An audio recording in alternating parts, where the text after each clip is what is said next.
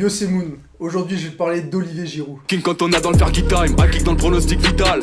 Je me suis hissé jusqu'en finale, penalty Panenka Zinedine Zidane.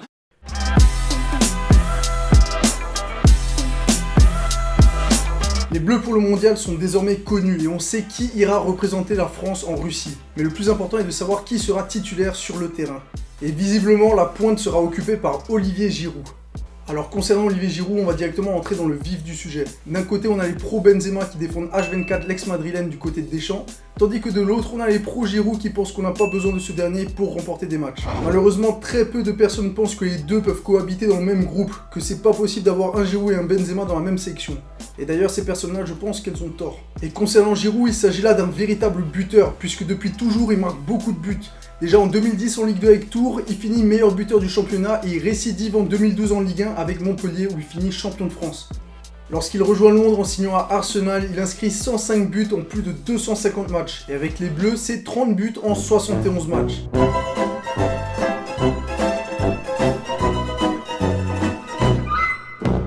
Ce qui signifie que quasiment un match sur deux il plante, il est à égalité avec Jean-Pierre Papin au classement des meilleurs buteurs de l'histoire des Bleus. D'ailleurs il est 7ème meilleur buteur de ce classement et seulement à un but de Zinedine Zidane.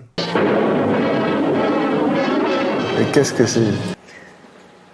Bon, on va dire que c'est artistique. Et en plus de ça, Olivier Giroud est le premier joueur français à remporter le prix Puskás qui représente le meilleur but de la saison. C'était en 2017 et c'était vraiment classe.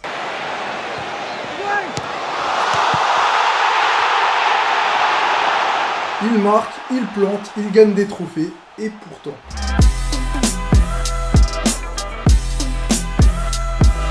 Avec autant de perfs et de trophées à ce niveau-là, on pourrait penser qu'Olivier Giroud est intouchable en équipe de France. En fait, c'est assez simple. Olivier Giroud est un attaquant dans un style de pivot, c'est-à-dire que sur les longs dégagements, il ratisse ses ballons pour permettre des remises intelligentes à ses coéquipiers.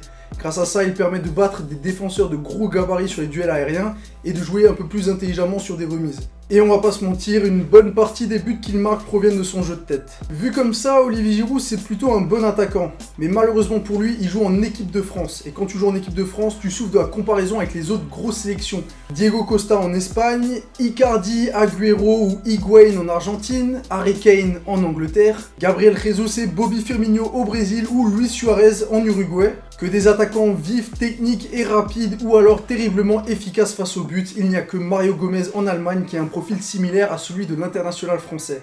À côté de ça, c'est clair qu'Olivier Giroud ça rend tout de suite moins classe, surtout qu'en équipe de France, on a toujours été habitué à des attaquants de classe mondiale comme Trezeguet, Thierry Henry, Papin, Cantona et j'en passe. Je ne suis pas un homme. Je suis Cantona.